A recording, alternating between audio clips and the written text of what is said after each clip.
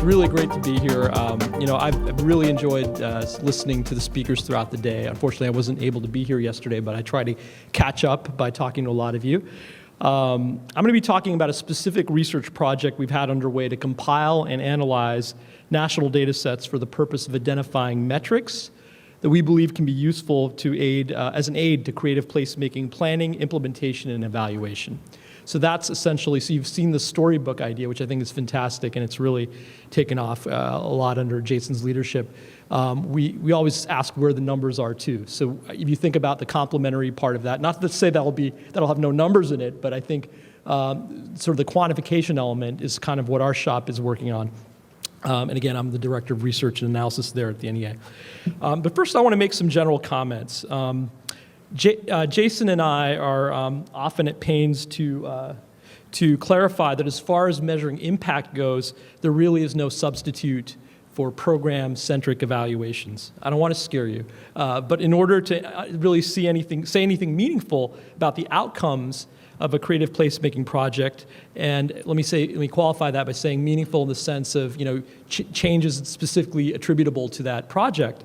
And this is really true of any kind of delivery of finite goods and systems within a complex environment involving multiple actors. It's critical to establish your goals and metrics at the outset of the program design. So ideally, in these kinds of situations, some of you are familiar with this model. You loop in a third-party evaluator, which could be an academic or commercial partner, for example, into the program's development from the get-go, and then throughout execution of the project, so that the measurements you take are relevant and appropriate from the perspective of the funder and the groups you wish to serve. Similarly, and this is kind of evaluation 101, a lot of you know this, but I think it bears repeating. It's important in those kinds of scenarios to construct a kind of theoretical model. I was at a session earlier which pointed out it doesn't need to be a complex model, but a model that's tailored to what your program is trying to achieve. And similarly to find appropriate design and methodology to track changes in the outcomes of the population served. And the reason I stress all that, we know this about program evaluation, but I think before we dive into the world of kind of open data and indicators, which carry sort of a share of their mystique, I think it's important to kind of stress that, that evaluation is always something that we at the NEA recognize as important, and the tools we tend to put out are supplementary and we think have some very vital uses of their own. So without further ado, one thing I want to point out is that that said about how each program and each community has its own goals and that it needs to measure according to its own lights. We too at the NEA, of course, have our own goals, and they're embedded in our strategic plan. So I invite you to think of, as you hear about some of the stuff about placemaking and our metrics, to realize that that's one piece of what we're trying to capture in terms of the NEA's investment in those three goals up there, which are part of our strategic plan. So we really are trying to have a holistic, comprehensive view of the picture and not necessarily put all our chips on how specific livability outcomes are improved. And I think that's important because we all know, just like with the economic impact arguments, that that's not the only way to consider the outcomes of the arts.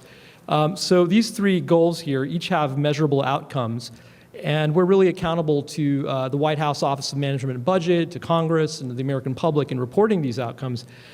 So for example, under the goal of creating new art, we are striving to we've implemented the system where we have actually post-award reviews, where we're getting people to come in after an award has been funded and actually after it's been implemented, a project has been implemented, to review sort of was a project implemented in a way that can be deemed excellent, if that was the standard we used going in? And what does excellent really mean? And what are the criteria to use in evaluating success when a project is over? And that's useful for us because then when we go back and say, well, something was evaluated for the purpose of being excellent and was given a grant, we also can follow through and say, in a sample of these grants, we also found, another panel found, that these were excellent. And those kinds of metrics may seem a little esoteric, but they're really important to convince, certain elements of the value of what we're doing.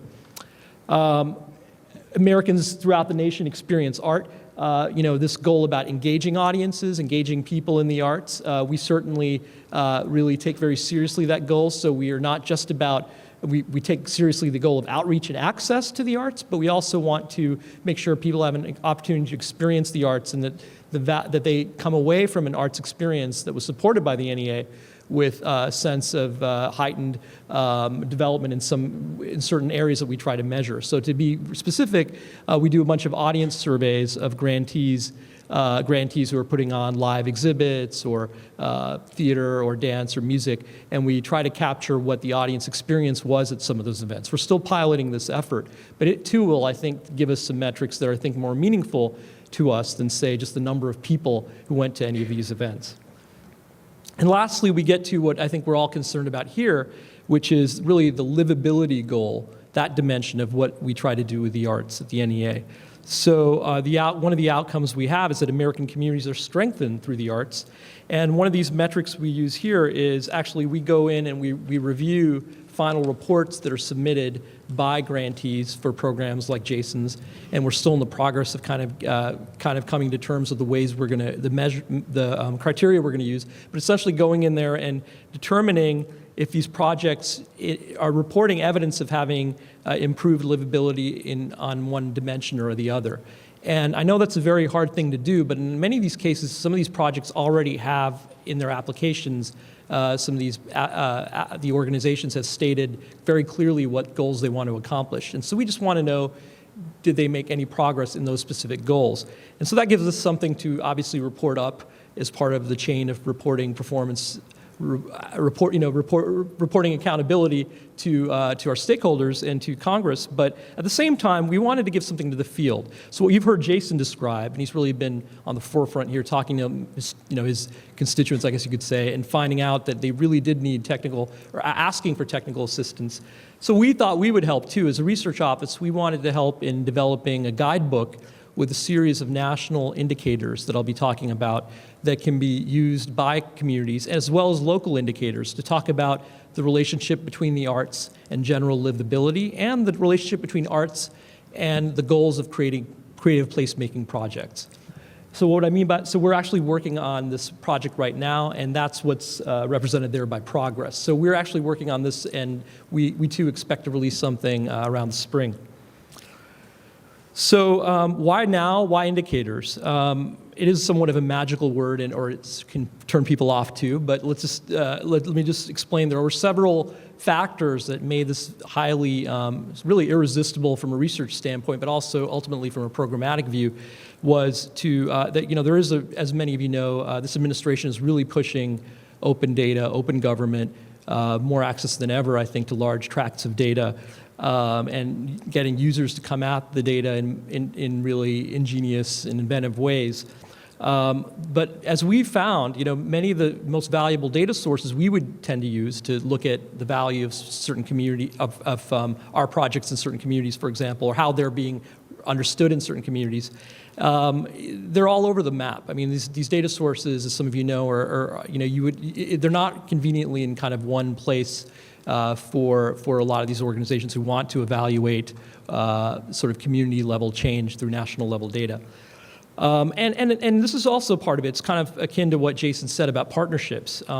We want to empower these communities to have these conversations based on real data about their priorities and resources, maybe even before they go into a community with a project, or even at any point within the development of the execution of the project, or certainly at the end of the project. And finally, we still stress that evaluations are still key in many cases to showing, to proving impact, but we want to be a heavy part of the context so that people have data that they can use to supplement those kinds of statements. So we did a bunch of literature reviews, and we also, some of you in the room, I don't know if some of you are in the room, but some of you at the conference certainly have been enormous help in informal and formal consultation about this. But we came up with 4 domains, and also from reviewing, I should say, some of Jason's early work, some of the grants that came in for the Our Town project. We determined there were 4 buckets or categories of types of impacts that a lot of these grant applicants were aspiring toward. So these are dimensions of creative placemaking, or let's say dimensions of general livability that's well documented in the literature that seem to be very much sought after or kept in the forefront of a lot of people's minds when they were setting up creative placemaking projects. And to varying degrees, some of them may be more about, you can imagine an artist incubator kind of environment where the goal is much more about arts communities and artists than it is about, say, general quality of life, or a project where the goal is to really make a storefront area vibrant. So that's more maybe about economic conditions or something. So we found that there was a way to look at intentionality and how applicants were seeing their work affecting ultimate outcomes. So we came up with these 4 domains, and we proceeded to look for indicators, essentially measurements that can be tracked over time, either 1 year, 2 years in some cases, or we try not to go too far, have too many wide intervals of years. So the data have to be relatively frequently available. They have to be public so that anybody can access them. And they also have to, well, the other thing about this, they have to be free, of course, but they also, we realized that we didn't want to crowd the list with so many indicators that people would throw up their arms, just be confused and walk away. So we came up with about 5 to 7 indicators for each of these 4 domains, and it may even get whittled down further. So we have these indicators, and then what do we do? Well, we determined that it's one thing to kind of sit from, be a data analyst and pull down these indicators that seem to resonate with the literature. But what about actually the, creative placemaking practitioners, many of you in this room? What about communities that are partners that are trying to make these things happen on the ground? We wanted to know a few things. We wanted to know, do these indicators, if we were to show you a map, like this is one of the indicators, for example. This has to do with the prevalence of retail and commercial, really retail goods and services in a community. Because that's actually in the literature been linked to quality of life. You have new storefronts, you have new businesses in a community that, yes, it has an economic value too, but you also have possibly, it's linked with maybe safer streets, you have more vibrancy, you have more people thronging that area, you have more options, ease of access to supplies. So that was something, this is sort of a heat map, but you can look, and that's one particular zip code mapped next to another. And we took this to communities. We took these kinds of maps to communities and said, does this, and we explained it, of course, but does this match up with what you sort of intuit from your experience day to day living here, or from what you know about the adjacent community? And so we want to know the data actually, what you see in the data is actually relevant to what you know. Then we want to know about the value of the data. Like, is this relevant from a perspective of livability, general livability? Is it relevant from the perspective of creative placemaking? If you're going to do a creative placemaking project, do you even care about whether this needle goes up or down?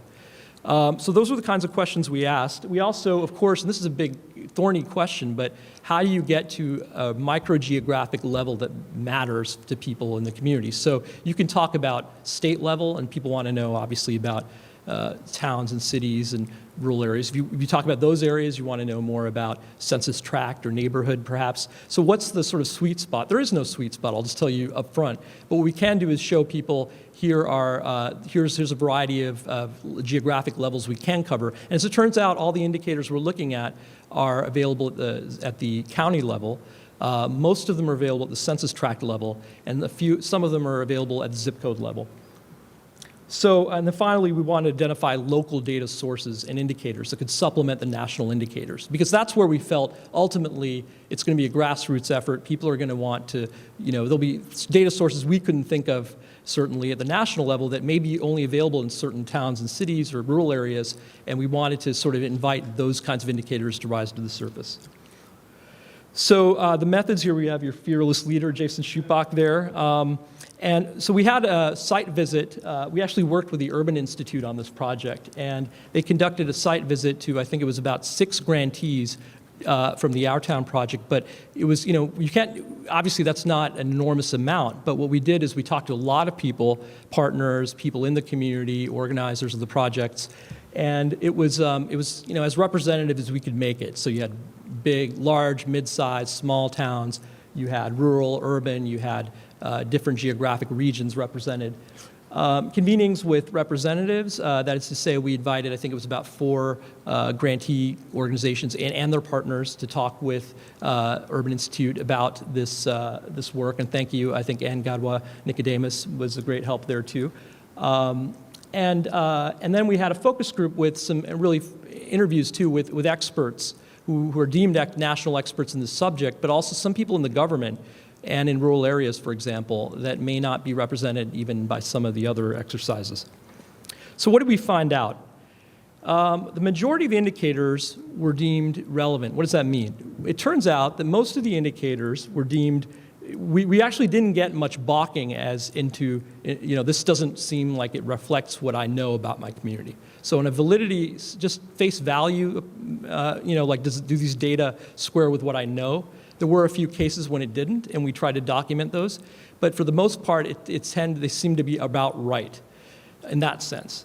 Now, in terms of, are they relevant for livability?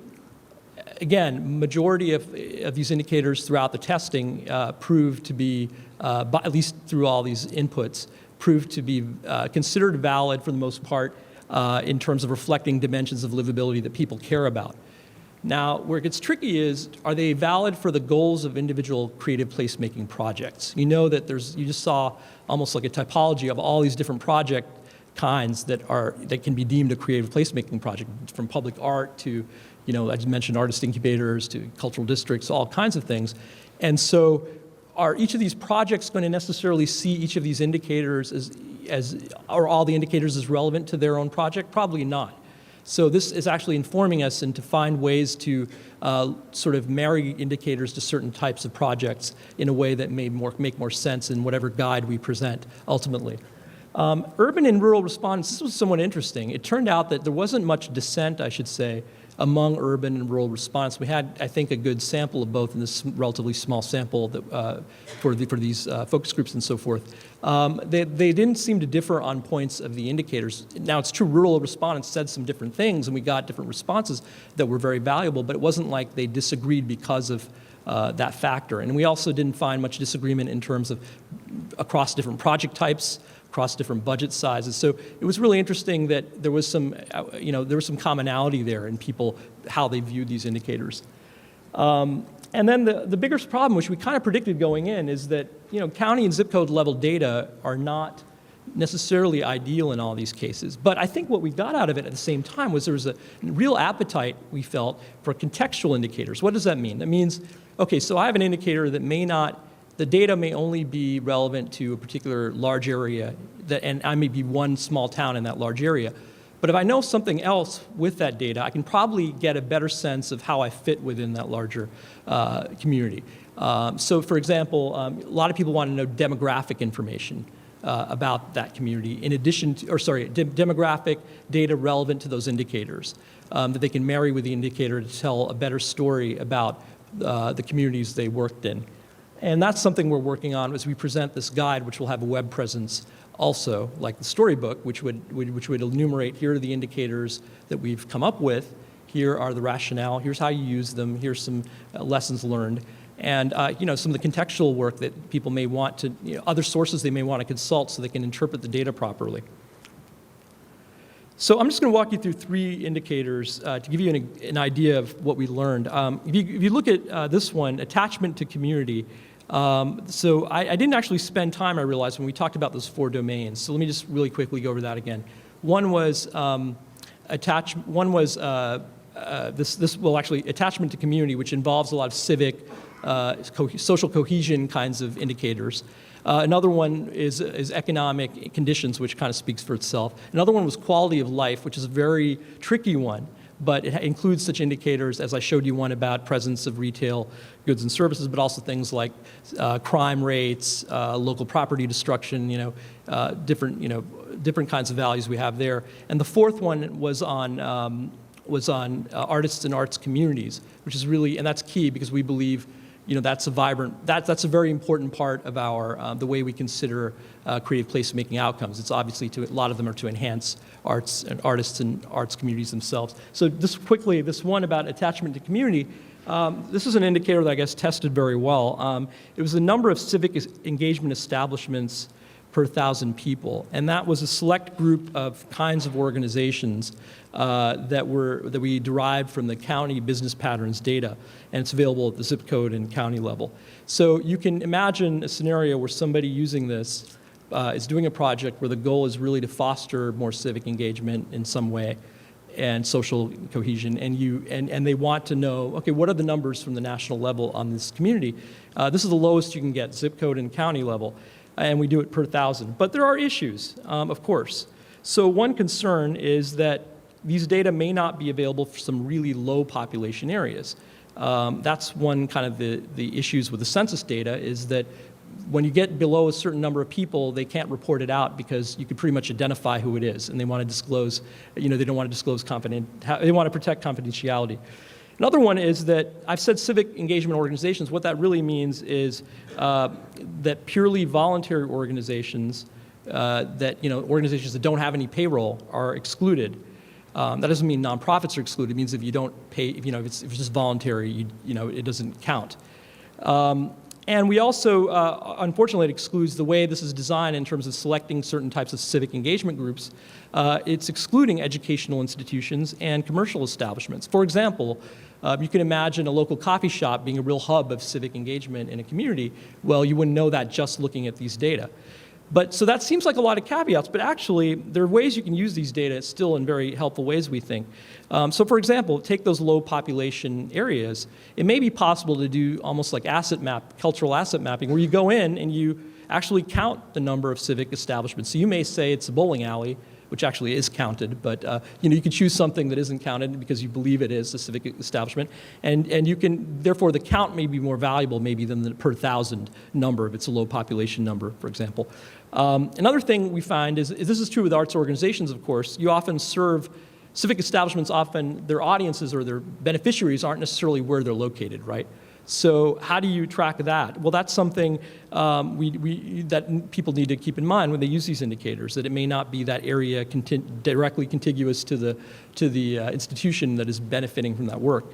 And this is one of those contextual pieces where people are saying, all right, we'd like this indicator, but can we pair it with economic indicators such as median income and poverty rate? Because that would tell us a lot more about the civic, the value of having civic engagement institutions there. And then finally, saturation level effects. In other words, is there such a thing as too many civic engagement establishments? So it might not be an end of itself, a value that just keeps going up. If you see the numbers keep going up, that's it, you've done your job. That has to be taken into account as well. So real quickly, just two more. Arts communities and artists, and I love the conversations going on. I think Maria brokered about how to have a more robust definition of arts and artists. And we have what we have in terms of data. So I'll just say this for this piece, for example, one of the indicators is we're looking at the Urban Institute's National Center for Charitable Statistics, which is really looking at IRS 990 form filers, who are these, these are all nonprofits essentially. So we're looking at arts and cultural and humanities organizations within that group. And so the presence of that, we feel, if it goes up over time, that's kind of, that's good, right? Well, again, there's some issues where, like we said with the civic engagement stuff, it may not be that the place around it is what's being benefited by the presence of those organizations. They may be delivering their services somewhere else. You also see that actually this is a rule, I think, with the way the forms are filed, or maybe the way that's collected in the database, nonprofits earning revenue less than $25,000 are excluded. So there may be other nonprofits in their midst.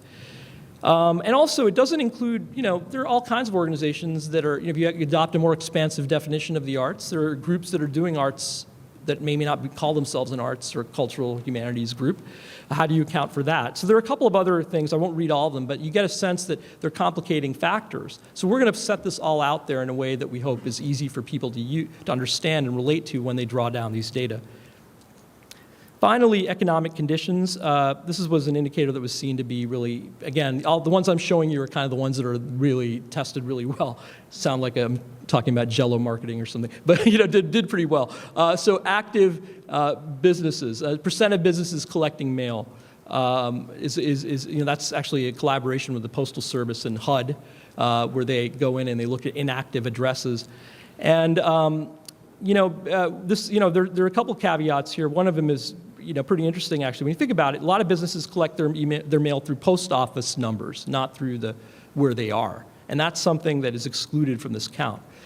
So, in fact, and another factor in interpretation could be that you may have a high percentage of these active businesses, but if you don't have, if you look at and you count up the number of businesses in that area and it's pretty low, then what does that tell you? That, there might not be quite the most economic stable environment. So those are things that we're going to try to, and it's complicated, but we want to make it as easy as possible for people to understand if they are to use these data. And we do believe these data are valuable and user-friendly if we can, do this translational work for people.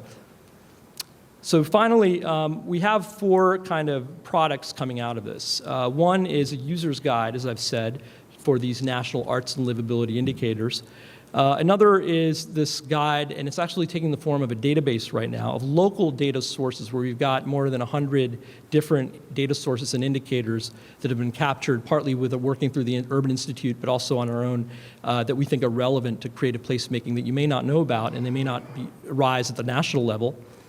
And we're also going to publish the report that comes out of the study to validate these indicators that Urban Institute is doing, so people can see how we kind of conducted ground truthing or sniff tests of these indicators.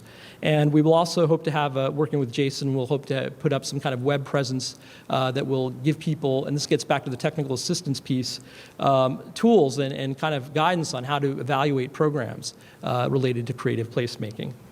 I just want to note that in addition to that indicators project, I kind of started off by showing here the NEA is really in the middle of evaluating all kinds of things, and here's one of them. Well, in fact, we have a grants program too in research that's now in its 3rd year, will be in its 3rd year. The deadline's, I think, just passed a day ago or so. And we, out of 31 projects, so it's still in its infancy, so we've only made about 31 grants, but out of them, 7 are, I think, directly in the space of arts and livability, whether it's looking at the relationship of cultural districts to people's location preferences, to geospatial mapping and economic development. We also, last year, published a book with the Brookings Institution based on called Creative Communities, How Art Works in Economic Development, which had a lot of national kind of data on creative placemaking and written up in some good ways. And finally, I just want to say, Jason's own Our Town grants are yielding some really interesting, as you saw from the Culture Blocks, research data that's going to come organically out of the work that a lot of the grantees are doing. So again, I'm really happy to be here, and thank you for listening. All right, let's get our walk on. Okay. I totally forgot to thank the organizers, the amazing Randy, Peter, and Barnaby, so we can please give them a round of applause. Thank you so much for inviting us. Sunil and I are going to sit down here, take some questions, and go for it. Hi. I have heard the term quality of life so many times that it's lost its meaning to me. Maybe you can help. Sure. So let me just say, I hear you. I totally agree with that. In fact, one of the things we're really working on is the labeling, and because the concepts, so with quality of life, that particular cluster of indicators that we're talking about, I mean, if you think about it, all 4 of those domains relate to each other. I mean, you can see economic development is very key to quality of life. You can see, the presence of artists and arts communities is key to quality of life. But that particular indicator actually relates more to individual well-being in a way that can be tracked often in terms of individual outcomes. So what I mean by that, and let me just let you know that in addition to all the stuff we're doing with the Urban Institute, one of the things we did is we're looking at some data sets that pertain to subjective well-being, like how people relate to the communities they live in. And there's some data that's been collected by the Gallup organization, for example, on this through a variety of methods. One is through this famous thing you probably know about, the Soul of Communities with the Knight Foundation, but they also do a nightly well-being survey. And so we're looking at a lot of that data to try to validate this construct. So you don't need to worry about that for now, but what I'm saying is, before we go out reporting this is quality of life, we want to see how tightly it correlates with the data we're getting on the more, which I think would be more akin to what you think of when you think quality of life, is how someone's own quality of life, how they rate their own subjective quality of life through these kinds of studies. But basically we're talking in this case about crime reduction and a couple of other indicators having to do with commute time, which is very controversial. We talk about this One having to do with, as I said, where they're living and their access to certain kinds of goods and services, and trying to make that as distinct from the other buckets as we can. Jason, do you want to talk about commute time as quality of life issue? Sure. He wants me to talk about Oh, it. Jason. you. I thought you said me. See, you were pointing at him when you said it's No, I Okay. just kind of no, because go ahead. Well, I mean, look, I kind of hate when people say look. It's so patronizing. Sorry. So, here.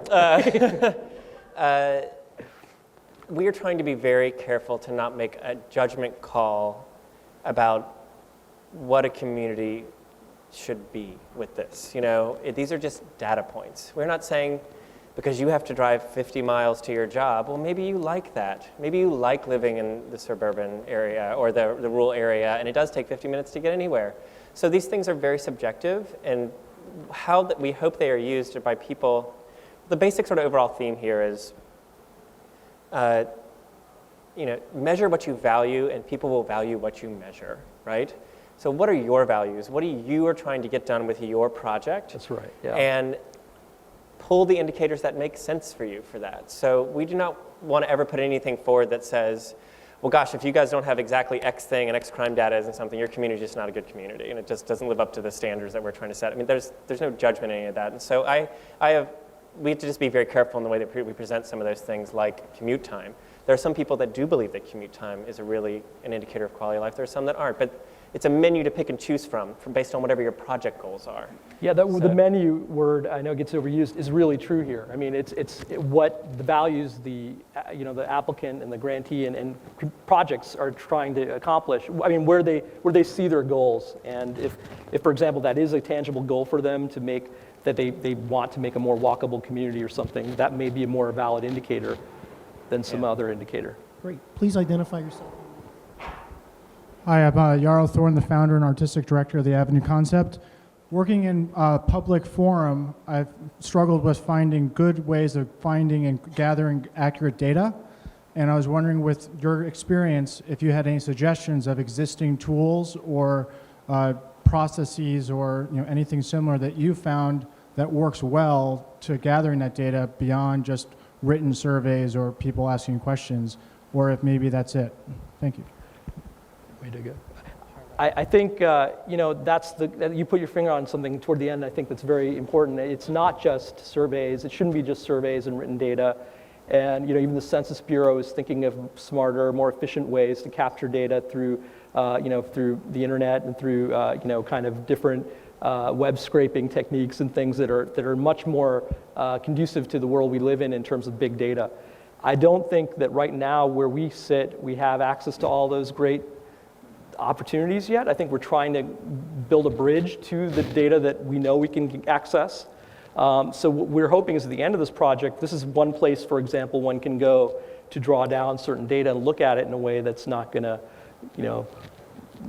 just that will be a little more user-friendly than if you just on your own went to those government websites and tried to interpret the data without any context. That's one thing. But then secondly, I mean, there are a lot of great organizations that are doing this stuff all the time, and we're sort of latecomers, I can say, to the indicators. I mean, that's why we don't even, to the indicators movement. I mean, it's been going on for ages. And so there are a lot of like I was talking to someone from the Boston Foundation, they've done some great work in making some of these data kind of accessible and user-friendly, and there's an open data community out there. But the work culture projects, that work that they do, that organization, there's a lot of, we can talk afterward if you'd like.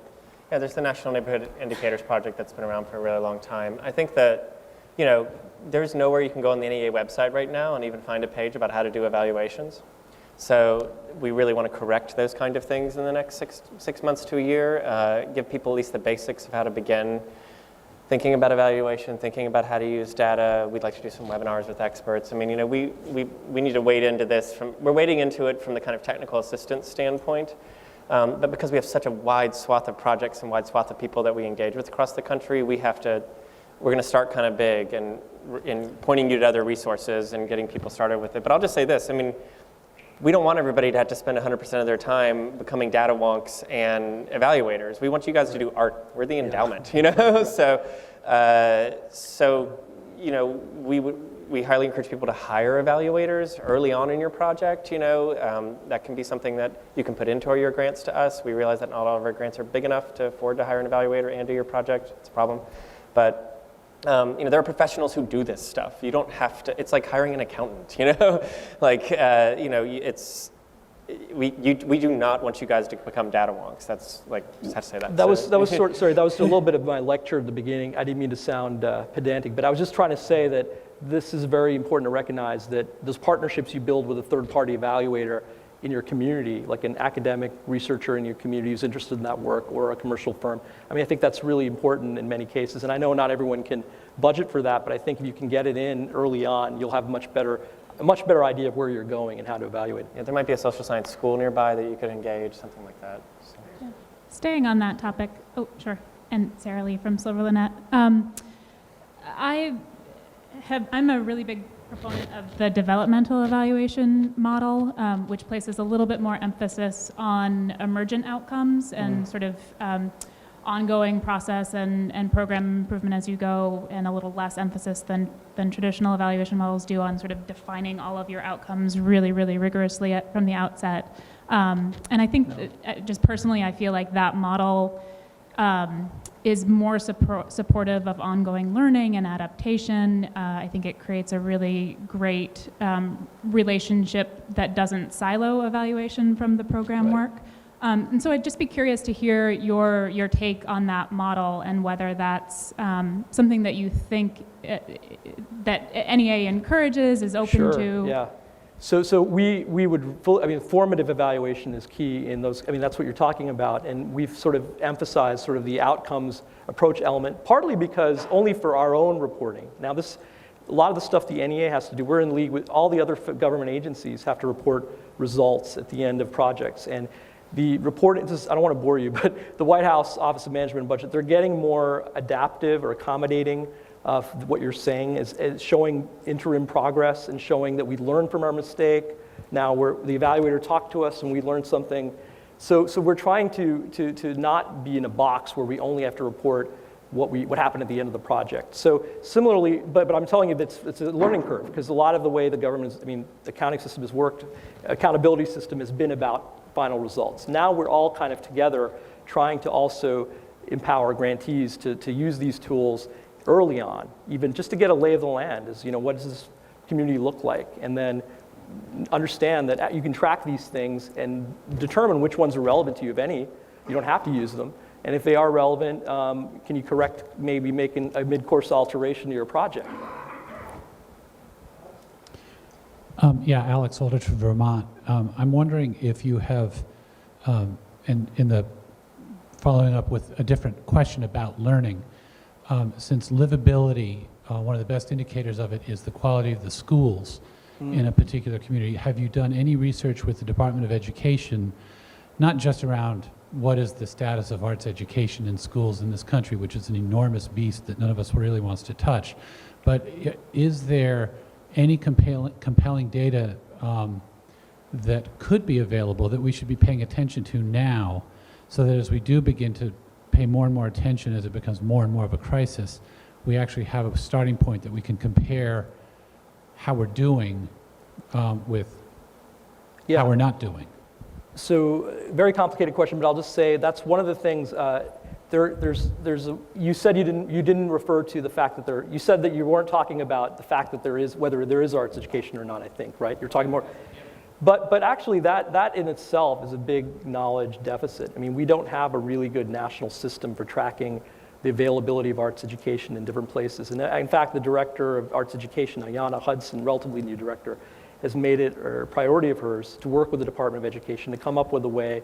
For example, there's something called state longitudinal data systems that each state is being encouraged, and many of them now have them, regarding education data. And so we're trying to get in there while these systems are being built and make sure that arts education is tracked with these systems. And then we can start the conversation, okay, what is the relationship of that presence of arts education to these other factors? That's one thing. But then also, I think there are a couple of data sources. I don't want to just talk about data, because the point is you need to do studies. You need to investigate this further. And we've done some work on the availability of arts education, who access to arts education among at-risk youth compared to those who, at-risk youth who don't access arts education or don't have access to it, and what are the kinds of outcomes do they see? So that's also powerful stuff. But generally speaking, I think the Department of Education has this thing called the National Assessment of Educational Progress, the nation's report card, and they do every now and then, once in a blue moon, they do an arts education piece of that.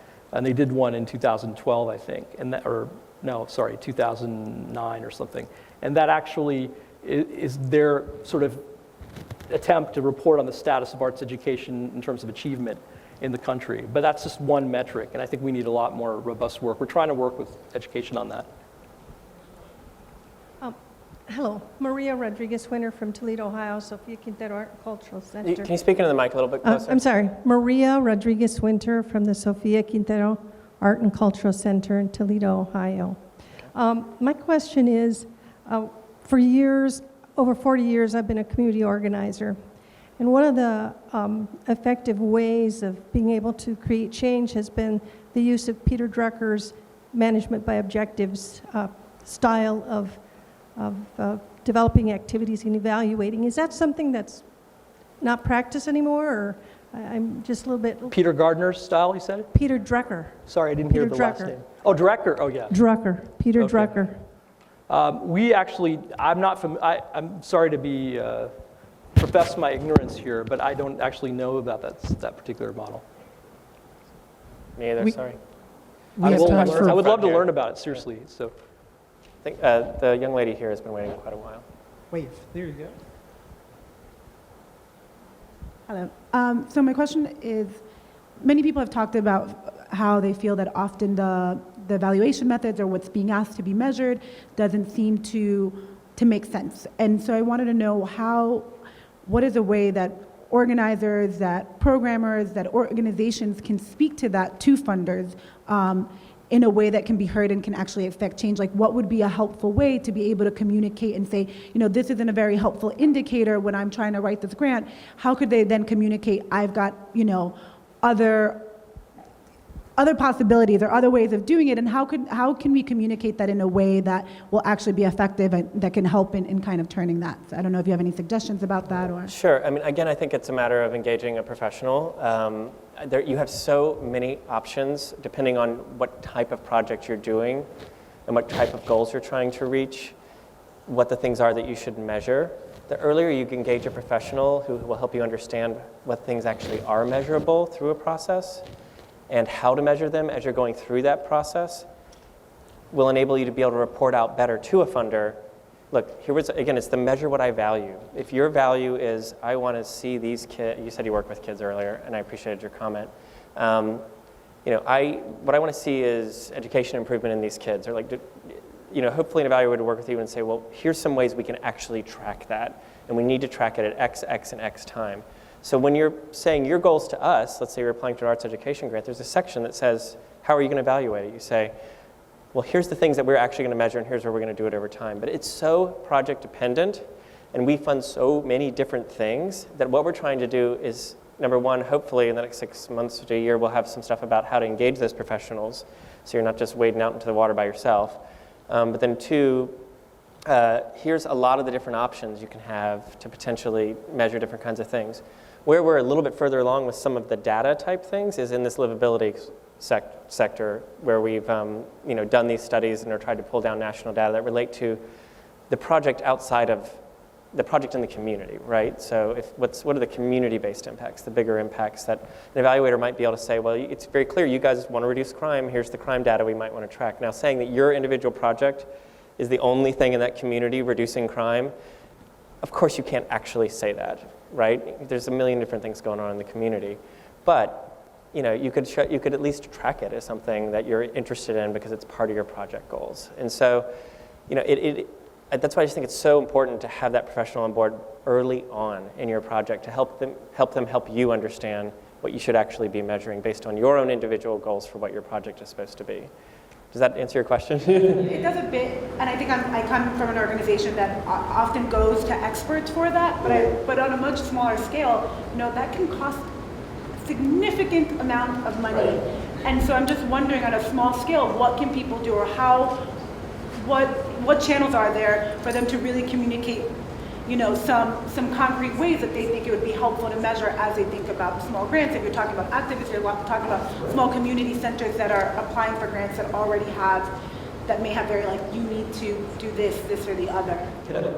I was going to say, no, one of the things Jason I'm going to put you on the spot. I mean, I think he kind of innovated in a way, because I haven't seen this done really across most of the grants at the NEA, is he's put up on, is it a library or something, where you can actually read what the successful applications for our town projects. And I know it's not an evaluation tool per se, but we try our best to create a community of learning. I mean, the podcast that Jason has done, and we do our own research. But ultimately, I think this is what we're talking about, is coming up with some web presence and ways that people can share this information more successfully. And where do you go to connect with people who may have more, if they don't have more resources, they can at least direct you with limited means how to accomplish something very similar. Again, like I said, we don't have it yet. This is something we've got to do. We're going to start wading into. It's a world that we need to start engaging more. Just to put some perspective on it, there was a meeting in DC that was like this professional evaluators meeting that one of my staff went and spoke at. It was the first time we'd ever really been at it. And the book for the meeting was this thick. It had 500 sessions, and there were like 10,000 people there. So it's a big world that we need to start wading through and help you guys navigate a little bit. So patience is appreciated. Time for just one or two more questions. My name is Julie Turner, and I publish a small local newspaper in Bedford, not New Bedford, Massachusetts. At any rate, I just realized that wonk spelled backwards is no. Oh, you may be the first person to point that out. What I don't know, because I'm very, very new to all of this, Yeah. and the whole idea of evaluation, I understand from a data perspective. I love the idea of big data, but evaluating someone, and you may just have answered my question, evaluating the evaluators, how do I find a good evaluator? You said you might We're not help there us. yet. Yeah, we don't know. But if I wanted to do a grant yet. today and I wanted to hire an evaluator, what are the 2 or 3 things that I would look for in looking for someone to be helpful? I think you want someone who can listen and really try to not come in necessarily with a stock one-size-fits-all approach or model. You want somebody who can understand what you were trying to accomplish. I mean, it sounds corny, but it's true. And is aware of your means and what can be sustained over time. So, what are the best ways for you to be able to continue? Because you ideally want a system that can last after the evaluator's gone, right? Some method in place where you can, whether it's just an audience survey or if it's some kind of, means of collecting information on a periodic basis to give you, keep you in the, they can loop back into your programming. Sorry, I should have said, I don't know. Well, I don't know either. And This is why we have a research office. I was just going to say, that's why we have colleagues. Yeah. But are there professional evaluation firms like? Oh, yeah. There's one in the back. There's probably who here is an evaluator? Stand up. Stand up. Oh, wait a minute. If you've done a try to professional connect evaluation. you, we want to share. We got 4 or 5 in the room. Okay. 20%. Yeah, that was the big that's meeting. what I was going to say. See, I need to know. I'm not yet a wonk. Yeah. But soon. I think, That's it? was there one more question? There's a few more. Yeah, let's go with one more question and then we're moving on. It seems that Marshall Sponder, I teach at Rutgers and Baruch, and it just seems to me, going to a lot of conferences, it's interesting to note that at an art conference, big data becomes the almost a determiner of what comes next, because I'm seeing it happening in front of me, that you're coming to an arts conference talking about statistical methods to qualify what the next grants are going to be, and you're talking about data sources the same way I talk to my MBA students, the same way I go to the conferences and talk about those things. It's now filtering down to this level. I just think it's very interesting that data has transformed the conversation entirely. Okay, let me correct that's totally false. Sorry to just push back. We are not saying anything yet about, or have any plans, or even had a conversation internally about that if you don't produce some X kind of data, you're not going to get a grant. Our grants are reviewed on artistic excellence and artistic merit. And it's very clear the kind of things we're reviewing our grants for on our website. We have not said anything yet about that. Unless you can prove some X kind of data point, because we know the data is fuzzy in certain things, you won't get a grant. That is not the case. That is not what's going on here at all. But like everyone in the world, when you want to get money, you got to be able to make the case for it, that you're either going to do certain things right, or that you have to answer to someone, right? There's no such thing as free money in this world, right? So what we're trying to do is to not only help people do better work by understanding how to better reach their goals, by understanding how to measure those goals, but also how to wade through the big, messy world that is data. So this is all about hopefully helping people get to better work. But I mean, like, we haven't said anything, and I don't want that to be misconstrued at all. There is nothing in our grant guidelines that says unless you pull down this data and show that you're moving crime data in this way, that we're not going to get a grant. And we don't even plan to do that. It's not going to happen. So. Great. That does deserve a round of applause. And on that note, I'd like to thank both Sunil and Jason for what they've contributed to this discussion. Thank you so much.